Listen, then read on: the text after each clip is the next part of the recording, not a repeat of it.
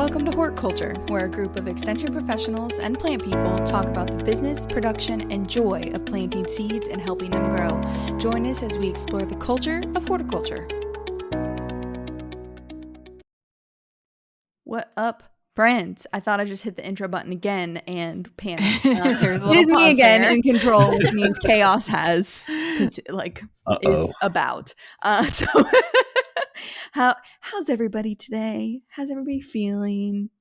Spring is here. Okay. Spring is here. Spring We've is been having here. some crazy weather. Yeah. It has a lot of effect on my mind and my body and my emotions. How do you feel about? I'm always curious on we know that sunshine makes us feel better, right? Because we're just basically houseplants with feelings.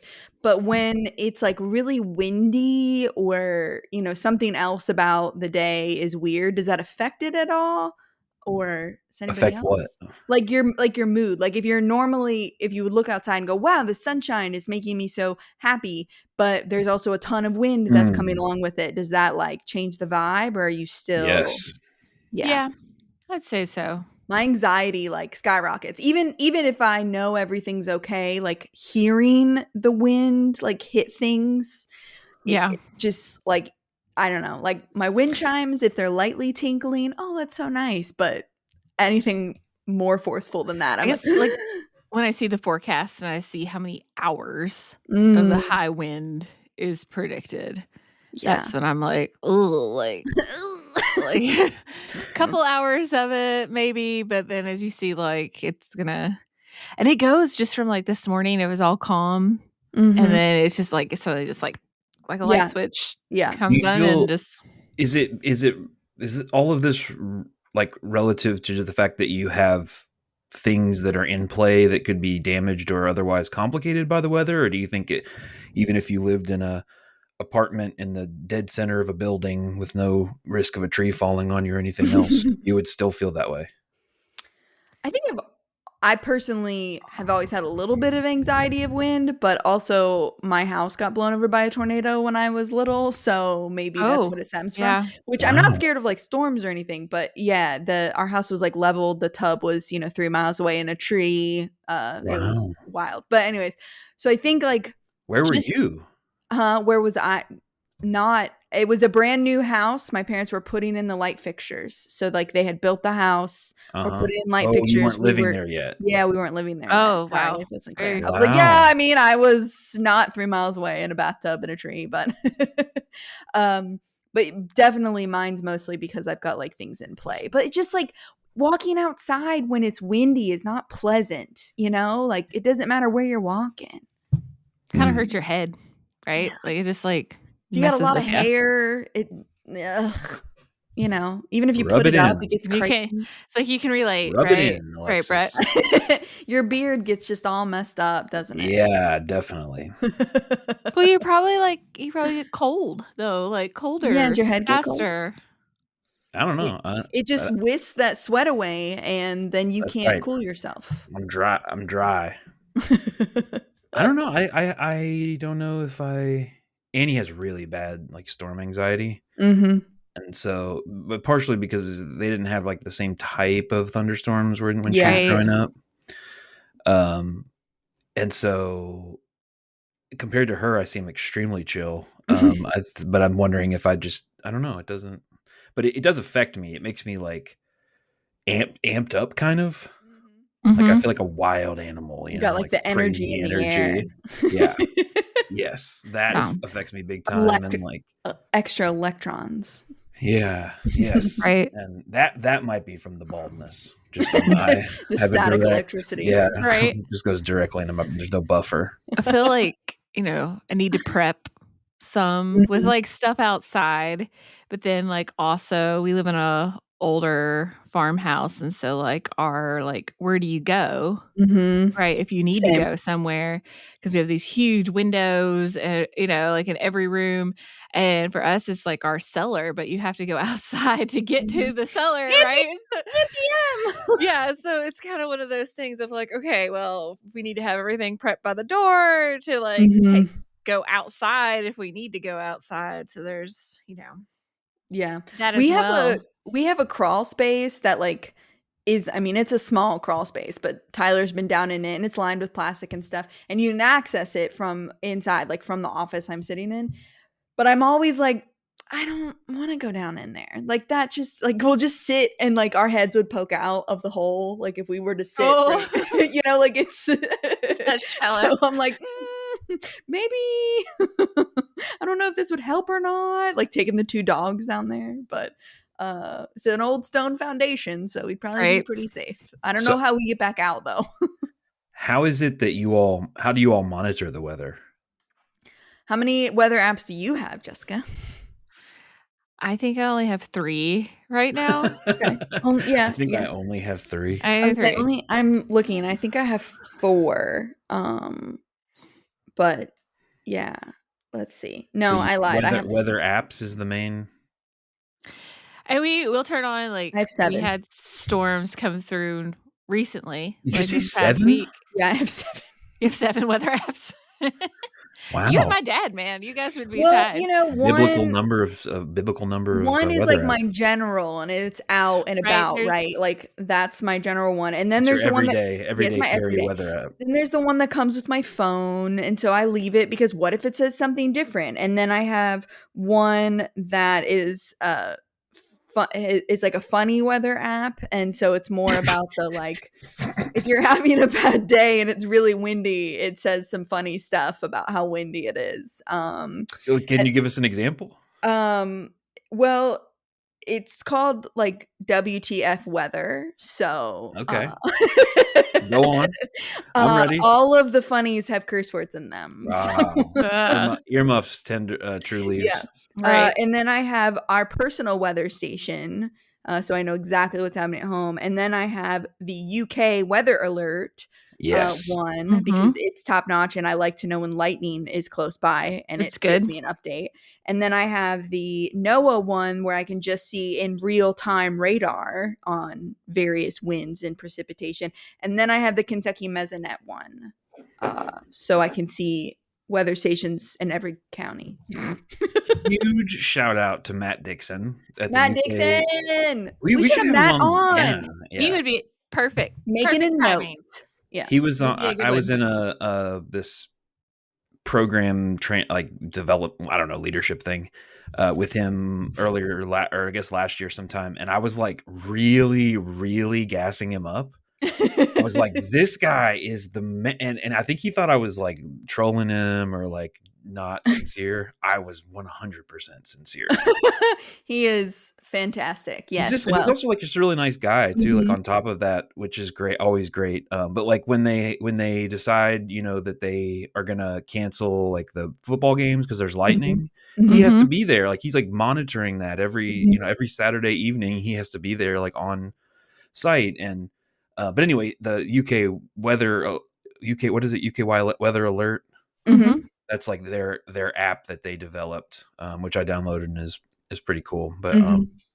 he keeps us. I feel like he's got a nice even tone. Like he's not Mhm. an alarmist, but he is an Right. informer of Yes. things, and it's just an interesting thing because people out in the world think about the weather some, but in Mhm. agriculture, it's like one We of the big live by the things. weather. Yes. Yeah. Yeah. Jessica, how many times a day do you check your weather apps and or check the weather in some various form? Oh, multiple times a day. I was gonna say, my dad finally, moved to the my dad has been farming forever, and he finally moved to a smartphone. And because he, was like, "Oh, why do I need one of these?" And I was like, "Look, you're gonna be able," and this is before they created the weather app, right? But he would still go to, the UK site to look at their weather things, and I, Mhm, created a shortcut for him on his home screen, and mhm. he has, 10 different weather apps, and I guarantee, he checks them. That's, the best thing about his smartphone is that he can check, all 10 different stations, and he will tell me what all the local news people Mhm. are saying, and he'll tell me what the National is saying and what UK is saying and what it you know, but, everything now that he's retired and he farms full time, revolves around Mhm. knowing what's gonna happen with that weather, right? Yeah, So, especially now in, stormier season, checking it, constantly. Mhm. yeah. Mhm. For me, So I'm like I check. I don't have any commercial interests, but I do have a lot of time and energy invested in some Mhm. plants that exist outside most of the Mhm. year. And so the things that this time of year, I'm constantly checking for the lows, overnight Mhm. lows, and anybody who would have anything that might be sensitive to frost or freezes or whatever. But I would say I check it all the time. And I remember when my dad and my uncle got smartphones, it was the main pitch for convincing them to get it was exactly that, of weather, of like, look, you know how much you love to stare at that radar on your desktop. Imagine you can take that with you and do it, elsewhere as well. So I think, we've pointed out here that the weather, checking the weather, is kind of like a daily occurrence. And that got, I was, when we were throwing out ideas for an episode, this is one that I wanted to throw out, which is, it maybe sounds a little boring, but in my experience, when you start to truly approach mastering something, or at least gaining competence in it, there's Mhm. all kinds of things that you know to do just from experience Mhm. that the beginner just doesn't know.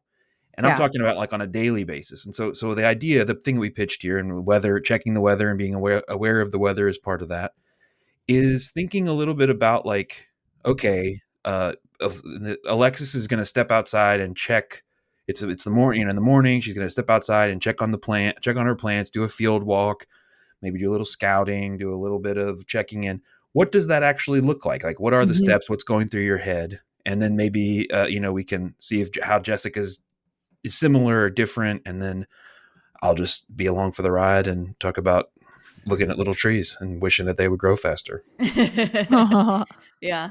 I, yeah, so, it's almost like a day in the life in, spring or April, is when, Yeah, this will come out, and because so your field walks will look different depending on time of right, year. right, yeah, Right. so we'll try and do a seasonal one maybe for y'all, but this time of year, I feel like it can change by the week for sure, just because, things can warm up and change so quickly, but I give you an average. So I definitely start the day with guess what? My weather app.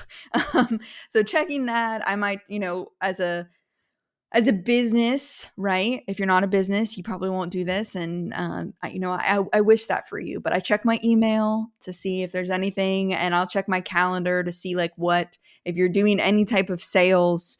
You might check when you have the next, share CSA share due or something like that, and just kind of orient myself around what tasks I have for today. Like, do I have to harvest?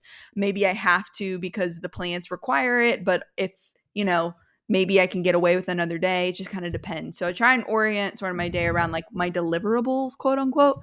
But then as I go out, like, with my coffee, uh, after I've checked the weather, figured out what I have to get done, I kind of make a plan for the day of, what's on the to-do list. How do you start, Jessica?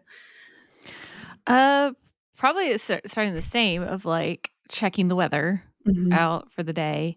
When I think about it, like, right now, like, what I have been doing right now with our vegetable stuff, like, um, we grow our little transplants at a separate Mhm. location, like, it's a family affair, so, like, my in-laws take care of the little baby transplants versus where we're actually at the farm. Mhm. So right now, we're just in the process of I'm finalizing, like, making sure all of those certificates, permits, everything Mhm.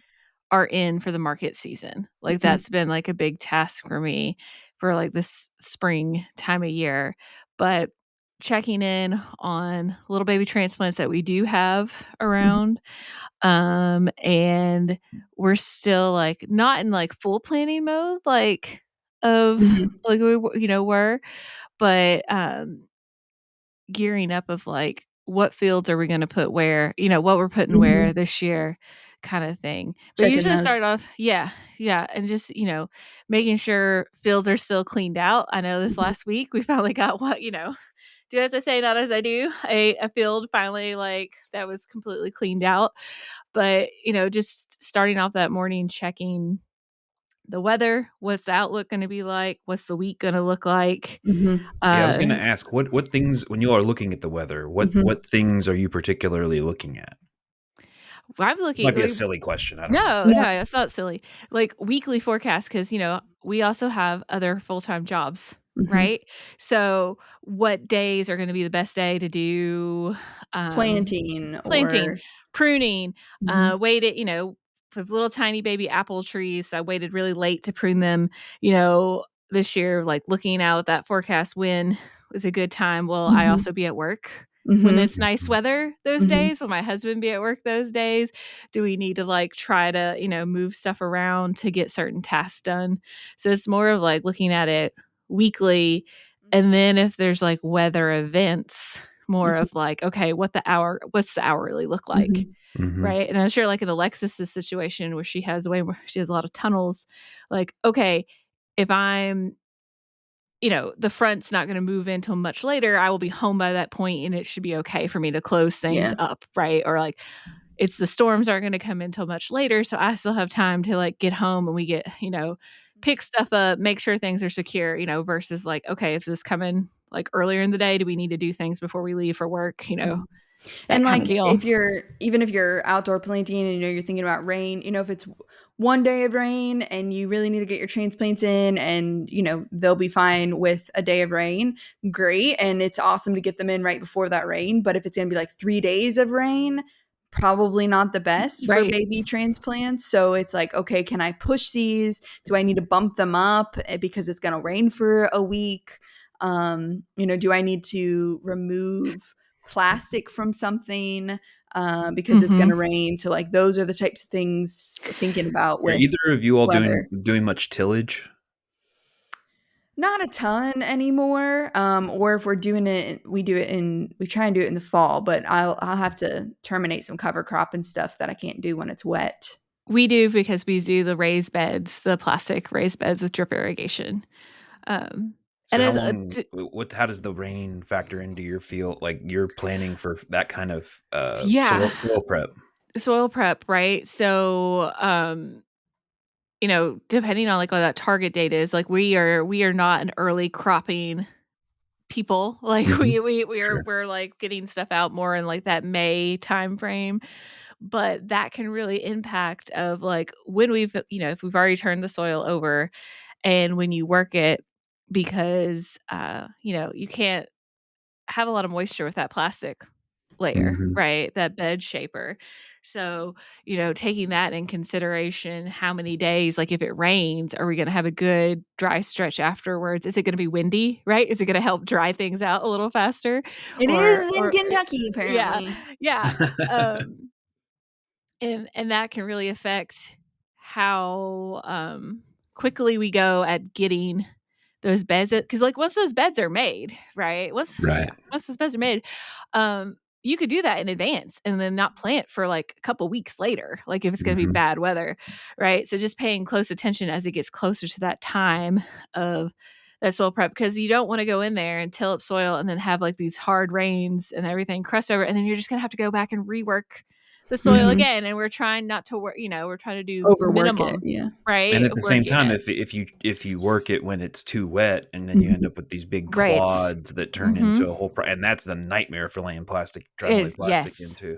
That Yes. that was always one of the defining things about spring is okay. So before all this, I worked a little bit on the research farms, and we had some field plots and with plastic, and we also would all kind of come together and help get fields prepped in other places on the farm, one of the UK farms. And when you had just a prolonged, it rained every other day from Mhm. March 1st through May 1st, Mhm. there was always and there would always be like this window of like 4 days where it was going to be just dry enough to work the soil. And of course, everyone on the farm needs the equipment to work Right. it all at once. And so it would be that all hands on deck kind of situation. But that was, and the thing is that certain fields and properties and other things dry out really fast. Some of Right. them don't dry out as fast, depending on soil type, depending on slope, depending on all of these other things. And that was always for me one of the defining monitoring weather event in the spring was Mhm. like. But if Mhm. you have high tunnels, Yeah. little umbrella that your field is under, then suddenly you're not under those constraints. And if you are Mhm. able to reduce some tillage, then suddenly that's something you don't have to worry about quite Mhm. as much. But you do have to Mhm. worry about the transplanting. And Mhm. even with the on the transplant side, you mentioned if it's going to rain for 4 days, that's one thing. But also if it's going to be like it is today and like 80 degrees when you put out your little transplants that Right. have And been sunny and babied, windy. Yeah. sunny, windy, nightmare for drying those little buddies out because they haven't established the root system in the ground. And so, yeah, And Alexis mentioned about like, oh, maybe it's not a good idea to go out and like plant and then have a bunch of rain. Well, the same thing earlier today we had a gentleman come in and he was bringing in soil tests, but then he was talking about drilling seed in the Mhm. ground and he was debating if he should hurry and do it before this rain because a rain might be good. Well, yeah, a normal rain might be good, but then Yeah. we're projected to get like 8 14 inch inches, yeah, flooding like, something events. crazy. flooding events, and so in that situation, like, sometimes we do rush to get it in because we're like, "Oh, man, a rain would be excellent to Mhm. get on this crop," or whatever we're What was the seeding. type of rain you were talking about, Alexis? Respectful? Is that the right word? Oh, yeah, you want a nice respectful rain. Oh, yeah. But for kind of the gentle, The like, ge Yeah, it's yeah, not, like, Gentle it's like a it slow, it's a like rain that soaks in. When I mean that what I Yep, mean by that is, like, a useful rain. It's mhm, respectful versus, like, right. a driving rain or a spitting rain. It's disrespectful. respectful. Yeah. Yeah, I Unlike like this wind that. today that is disrespectful. It's very Disrespectful wind. disrespectful wind. But yeah, so yeah, kind of planning out the day is the way I, approach it, but looking at the week and sometimes you have to look at like all the things you want to get done this week and then plan it based on, if it's going to rain or not. And Yeah, then that there are things where the weather are literally gonna decide when you can and can't do yeah, something, and if you wanna fight that, good luck. right. Yeah. Your You hubris, There's the gods that will defeat you for your yeah. hubris. There is positives though to even if we're like we wanting to plant and like all because it's spring, right? And we want to do that. The positives, the alternative to that is sometimes you're forced to do things that you don't normally want to do, but you need to Get your do them laundry done. anyways. Well, I was saying like double checking that equipment to make Yeah. sure everything is ready to go, right? Yes. Like making sure you have all parts are there, things are Batteries are oiled, charged. Yeah, greased, like, things are ready totally. to go when you need it instead of that day when you finally can plant and then you're like, "Crap." Girl, preach. You know? And that kind of forces us to work on some of those items, at least Mhm. around our place and the Or clean farm up or all of the things that you clean said you were up. gonna clean up this Yep. winter, and then you were like, You "It's too didn't. cold." Looking at myself. Um, but then from, like, a field perspective, Yeah, so let's say you go, it's a normal yeah, day. It's not a crazy yeah, day, It's it's not a not been crazy day. pouring raining, it's not right, crazy right, wind. You're right. just gonna you're Tell what's on walking our out to your minds. Yeah. beautiful field.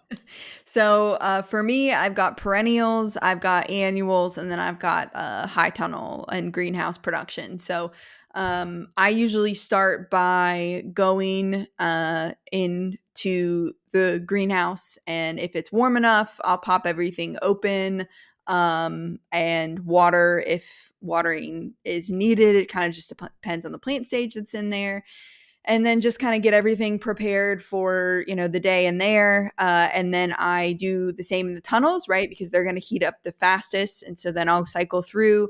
I open it. While I'm going through an opening, I'm checking like, is everything, I have automatic sides, so I make sure like they're rolling up properly, and there's no frost cloth on the plants, if or I take the frost cloth off if that's the nature of the beast. Pop open doors, that kind of stuff. So I check through that. Usually as I'm walking through the tunnel, I'm just looking at, hey, this needs to be harvested, or those leaves are looking yellow, or why is those leaves so curly? And I might get down in there and look for aphids or something like that. And then Mhm. I just kind of have a note on my phone where I'll say like, needs a spray, or these stems are toppling, maybe need some calcium, or just sort of that general scouting type thing.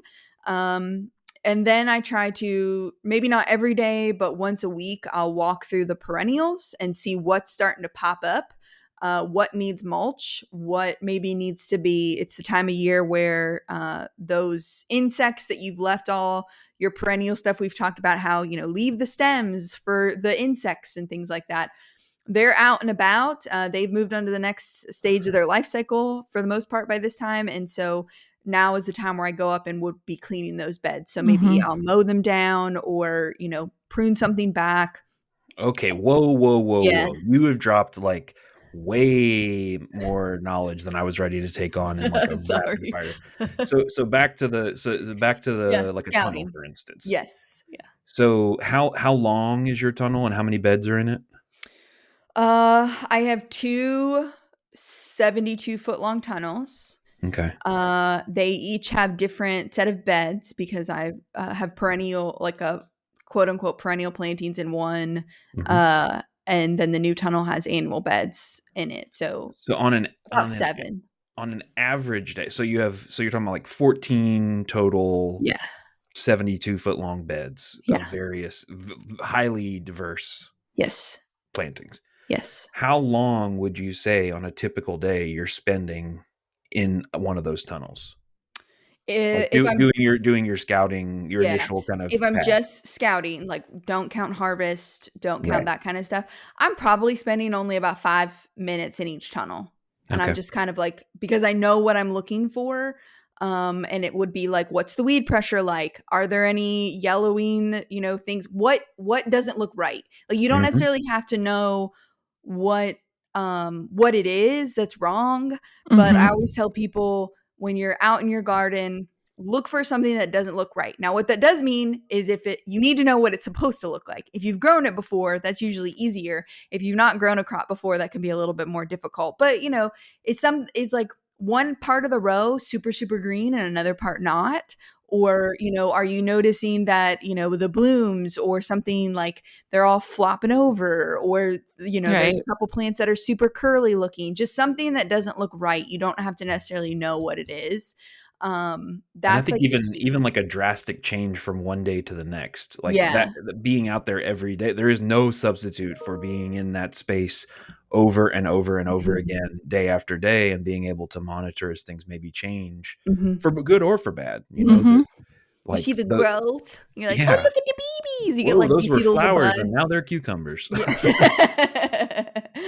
The zucchini happened overnight. I'm hooked on zucchini because, like, they're the Yeah. classic Well, example. and so I Squash. think my other question is, so like when you're looking at the field or you're looking at the tunnel or whatever, and this is a question for either of you.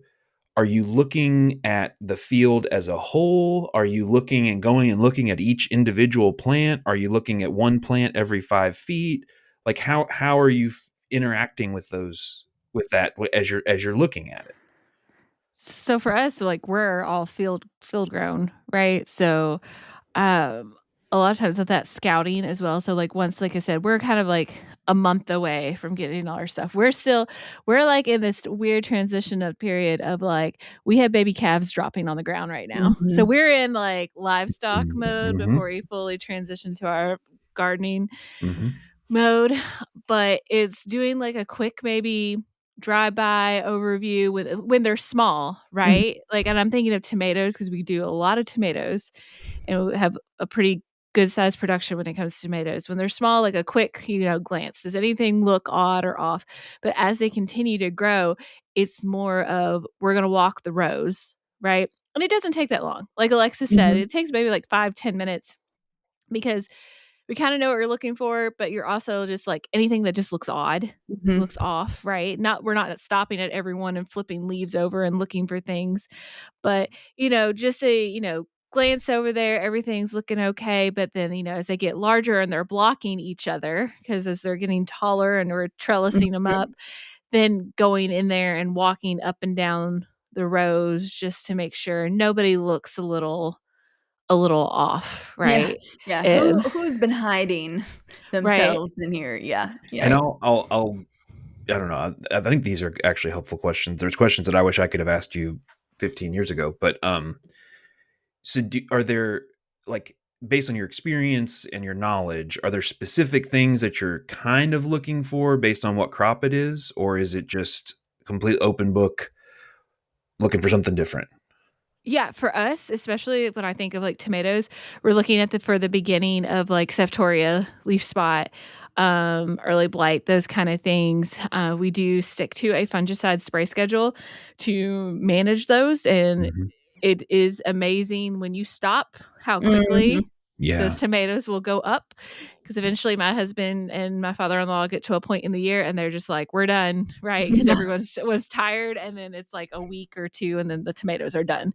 But we're looking for any signs of that at first, any just like yellowing, purpling nutrition, nutrient Of deficiencies the Mhm. leaves? of the leaves. Yeah. Um, And I think but that, because one thing like with septoria and early blight, and that sometimes people will see the top of the plant looks really bright and green and great, right. and they're not looking at the bottom, the leaves Or, toward the yeah, bottom, and that's just something Mhm. that you don't know unless you've done it before, that right. it Mhm. tends to go from bottom to top. Yeah. Mhm. And you also with tomatoes, you work with them a lot from, we Like go trellising through, every we week. prune them, and then we're trellising like weekly depending on how quick they're growing.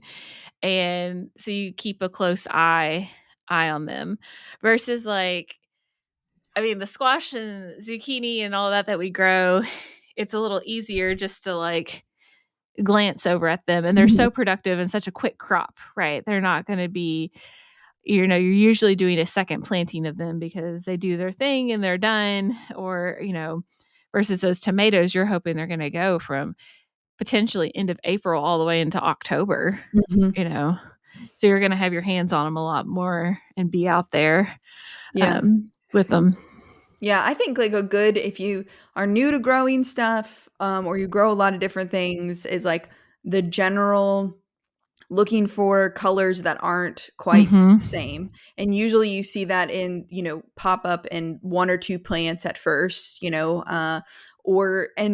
the colors could even be, spotting from disease. It could be nutritional. It could be just you got a weird variety of something.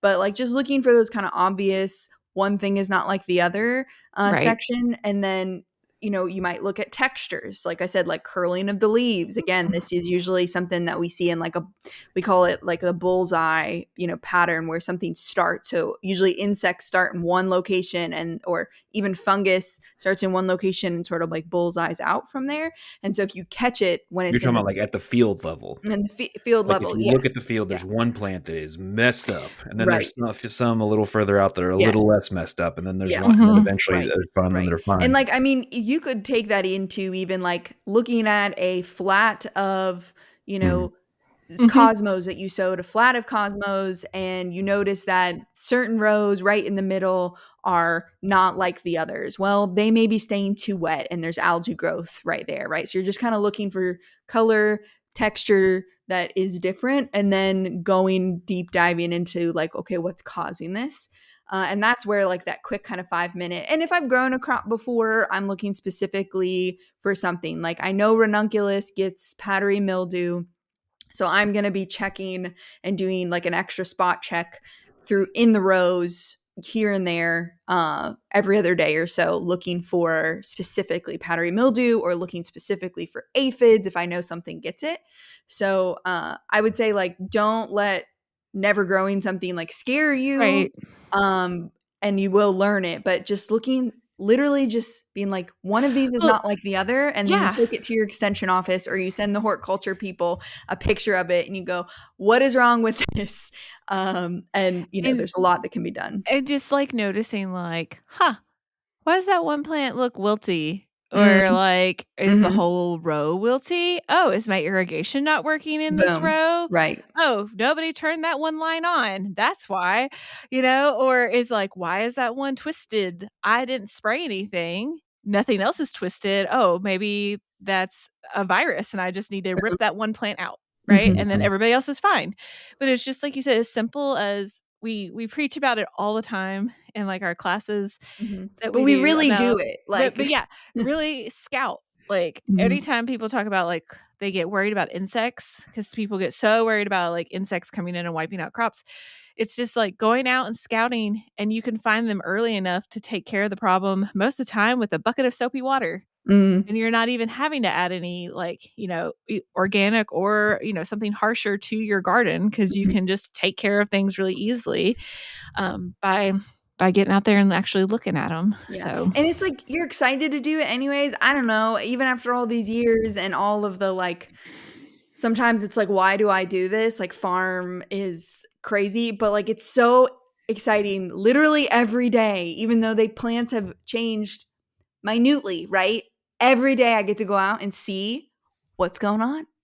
Yeah. Are they greener? Are there more buds on that? Oh my gosh, Right. look, they grow? They probably didn't grow, but I'm like, they grew. They're so much bigger than yesterday, right? It's just like so exciting. I mean, you've got to feel that way with like the bonsais, especially this time of year when stuff's starting to like kind of waken back up again. Like, Yeah. Yeah. I mean, it is very, very exciting. And I think it, if you find yourself really struggling to go out and check in on the stuff a lot, like if you don't mhm, have that, that excitement or that kind of drive or whatever, I think it's going to always be kind of challenging to manage mhm, pests and manage diseases because Mhm. there's no real substitute for checking on stuff mhm, regularly. mhm, And I think too, the other thing is that, you mentioned if you haven't grown something before or haven't grown much of anything before, there are uh, different publications and IPM guides and things that mhm, will tell you these are like the most common things that. mhm. So Jess mentioned septoria, early blight, Powdery and mildew, powdery mildew, and the big squash green bug. worms. Yeah, the Yep. Cucumber hornworms, beetles. Yeah. Yeah. tomato horn Tomato. or tobacco Mhm. tomato hornworm. Like these are all things that you will probably come across if you grow stuff in Kentucky. And it's not like an infinite list. There are some things that are very niche that are one of our previous guests, Rick Besson, would get excited if he got to see it because it's so rare and so strange. But a lot of times the problems exist within a very normal set of Mhm. circumstances that through experience and through learning you can kind of gain some Yeah. And we have like some IPM guides that like they're meant for, like larger scale people. So, but they have good pictures in them. So even if you're only growing, a market garden or just even something for your home self, that the IPM, solanaceous IPM, so it's like tomatoes, bell peppers, eggplant. There's one for corn. There's one for melons. There's one for there's another There's potatoes, maybe sweet potatoes, broccoli, like, broccoli. So there's cucurbit. like specific they're very cool. They are cool. UK, yeah, IPM. And so like you can even just literally I will flip through the pictures sometime because I'm like, I don't know if it's this or this. And I just flip until I find a picture that makes sense. And then I read about that like specific thing and find get more information about that. So those are available. I can link those just where to find them on UK. But those are gonna be early blight. If you grow tomatoes in a lot of the US states, you get early blight Right. or Mhm. septoria. So even if you're not in Kentucky, these might be useful photos for you to acquaint yourself with. And you Right. likely have some from your region. Right. So are you all do you all grow your own transplants? Yes. Not all of them, some But of them. some. Hmm. So Yeah. what does a spring check in on those look like? Or you've sown all of them, most of them, some of them by now? For us, the peppers have definitely been started because peppers just take a long time. They were started a week or 2 ago. Um, And what you started tomatoes them are right around the corner. Go ahead. in cell trays or how are you Yeah, starting those on heat yeah. mat? No heat mat? In cell trays with a heat mat because those peppers really like the warmer soil temperatures, and it's gonna really help them take off. And then we have a small greenhouse, which is basically like the smallest size high tunnel you can get, that we use as a greenhouse Mhm. instead, and that's where we grow most of them now. Granted, like, when it does we do get these cold snaps, we do have to bring them in because they don't Mhm. have actually any heat to that. Um but getting those peppers, especially we grow a lot of really spicy peppers that take a really long time to get going, Mhm. starting them pretty early with those heat mats, followed by tomatoes, and then it's like those cucurbits and everything, they don't take as long to germinate. You think about, like, the bigger the seed with it, they don't Mhm. take as long, to get them going, but slowly we start them all in that same size cell, so we don't bump them up again to, like, a bigger cell size. They'll stay in, like, a 72 tray, um, and that's what eventually will go out in the field, with that size root ball for those transplants. But, definitely by the end of March, or a little earlier for the peppers, getting them going to get them planting in May or even Mhm. mid-May with those. We had several previous episodes in case anybody's thinking about this transplant math and trying to work backward on how many days ahead of time do we want to start and all that kind of stuff. We had a garden planning one. We also have one that we recently published that's kind of this whole spring transplant seed, figuring out your plan for what the garden might look like. So we have several previous episodes about that, Mhm. just in case you want to go back and listen to those.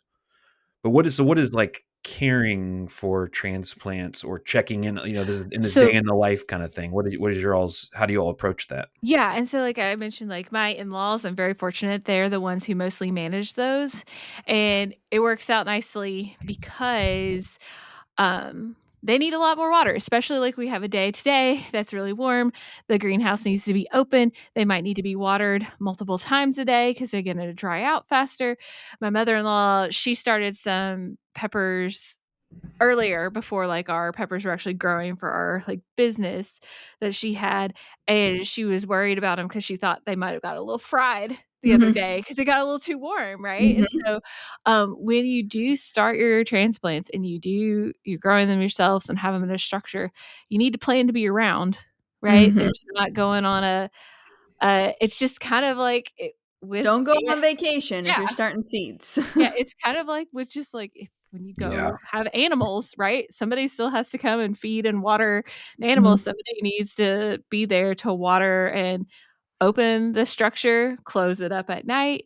And then, we get to that point where, okay, they got their true leaves going. They need to bump up. We need to start adding a little fertilizer to that water to get them going. Mhm. And then, over the years, you learn what mix works well for you, um, works well for certain plants because nobody wants to bump up plants really quickly and then still have to hold them for Yeah. like a week, a few weeks before you can actually put them out into the ground. So So Yeah. when you're talking about this idea of bumping up or not bumping up or not potting up, Mhm. what is that like? Can you give the thumbnail of, let me guess what that is and why someone would or wouldn't do it?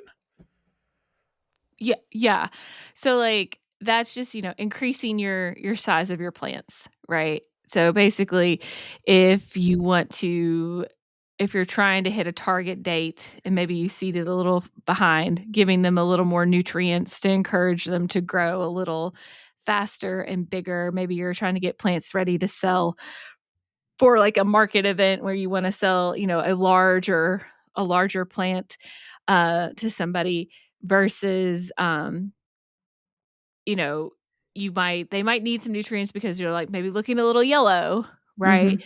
But we don't want to encourage them to grow so quickly that they're ready to go in the ground by the end of April, and we know it's not safe yet, I mean, unless we provide protection for them to put, some of these summer crops out, and then So we you're just have to saying, hold like, them. yeah, if you need to hold them and they're really root bound is when you Right. would, um, we say bump up, which is usually just, like, Mhm.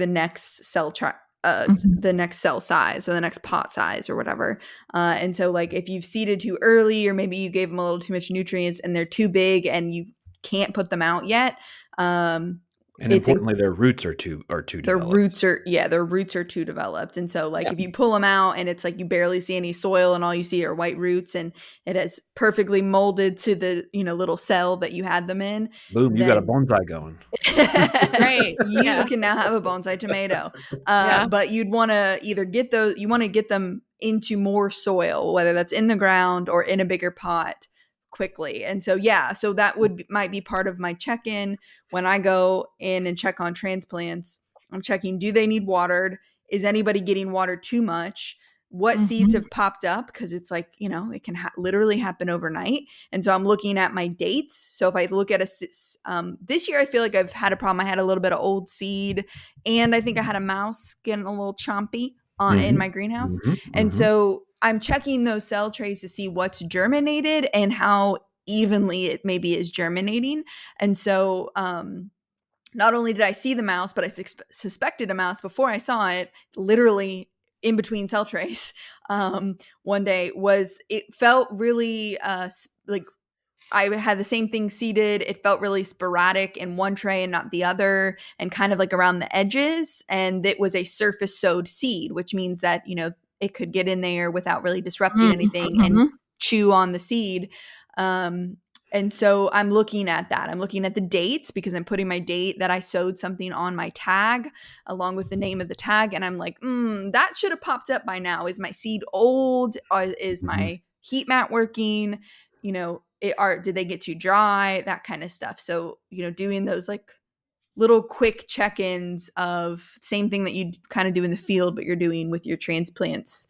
The same general thought process goes in there. Yeah, I mean one so I do a little bit of seed starting of some various things, more oddball stuff. Beep. Sometimes I don't have any reference point for sometimes how long they Yeah. should take or anything.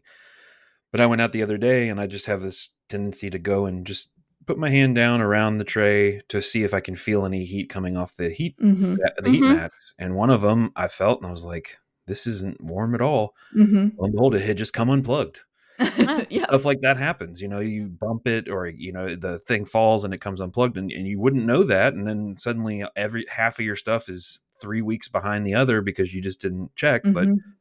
you checked that, that particular thing. I think, yeah, I found that there's a lot of things that slowly get internalized and made Mm-hmm. part of the subconscious process that, if you've ever tried to learn a new skill or even had to learn a new job, it's really exhausting at first because you're like trying to take in all this information all at once and it's That all everybody else new. just does without thinking. And Yeah. for Right. people like you all who are like pros at this, it's kind of second nature of, yeah, well you can see right there that that's curled. And like, I didn't notice that was curled, but Mm-hmm. now that you say that, I do. I And I think the key here is that you are curious. Like I honestly think the key to growing plants in general is just being like curious. Like, are you inquisitive? And so you want to go to see if something germinated. You want to know why something looks weird. You want to know.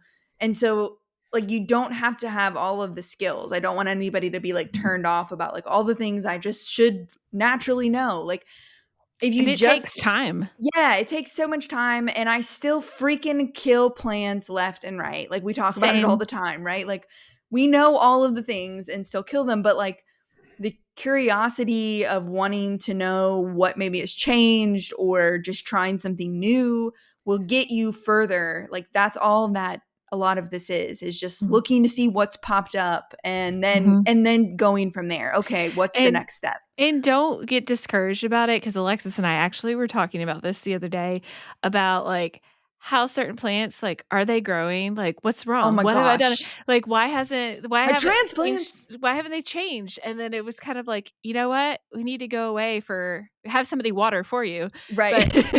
But we have in our work professions have traveled together and we have gone away just for like 24 hours or 48 hours and come Uh-huh. back and been like, holy cow, They're they're huge. huge, and I've only been because because we're looking at them all the time, Uh-huh. right? So, Sometimes literally like 5 times a day. a watched yeah, pot never boils and a watched plant never grows. Yeah. right. When it's like when I get to plant zinnias or like, those seeds that germinate really quickly, it literally can change like from morning till Yeah. night. And that's so exciting. Like to see, one of my flower farming friends sent a message the other day and she was like, nothing to boost the spirits and bring back confidence like seeding zinnias. Right. Because it's like 48 hours and they're germinated and you're like, okay, all right, I'm good, I can do this. So Yeah, so I mean, I think a couple of the things that I'm hearing about springtime in particular is mhm, that it's one of those in between. It's like a season of change. mhm, More so, I mean, Mhm. all seasons are seasons of change, but I'm not going to get too heady with it. But I think it's the variability of it could be 80 degrees and it could be 18 degrees. yeah. There's not a lot of times of year where that's necessarily true. Mhm, Um, so keeping an eye on the weather, staying kind of plugged into what situations are unfolding, and then from there, it's about having systematic processes for being able to go out, take a look at things, take everything in, notice and inspect differences that you see Mhm. across plants, across areas, across any of those things. Um, and you said to kind of be curious about what might be happening Mhm. in those Be curious about the contexts. change, yeah. And you've mentioned record keeping or kind of having notes or some sort of thing to make notes to yourself about what you should do to follow up. I think that's Mhm. it can be it will certainly accelerate your learning process Yeah. if you have something to reference. You if you're really good, you'll take, like, legitimate notes about, like, "Don't do this next year, do this Right. next year," or "This looked really good by this time," or "First bloom," or whatever, "First tomato harvested," and, again, that can be something quick, like, you look at the tag that you put in the field with your plant, and it says, "Seeded on March 1st," and then you can look at the day that you get your first tomato off of March 1st, and you can decide on that, and you can make little notes. But even if it's just something as simple as your to-do list, and it's just like, I found aphids, just a reminder, you need to do aphids. Also, plants are getting tall, you need to trellis them. Like, Yeah. sometimes you got to Mhm. do just like really basic stuff And the like year that. to year stuff, photos are a great thing too. Like Oh, Yeah. yeah. Yeah. in the world of bonsai, one of the things that is like an indicator is whether the buds of a plant are swelling or not, to kind of Mm-hmm. indicate that there's this initial push of growth and there's things that you do at that phase. But every year it's like, oh, shouldn't things be swelling by now? And then I go and look at my pictures and I'm like, no, just chill. Just Yeah. That has Yeah. not happened for a while. yeah.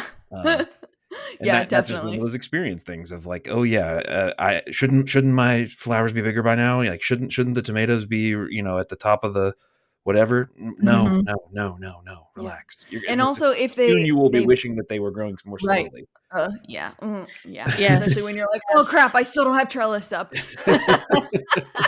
Which is me right now.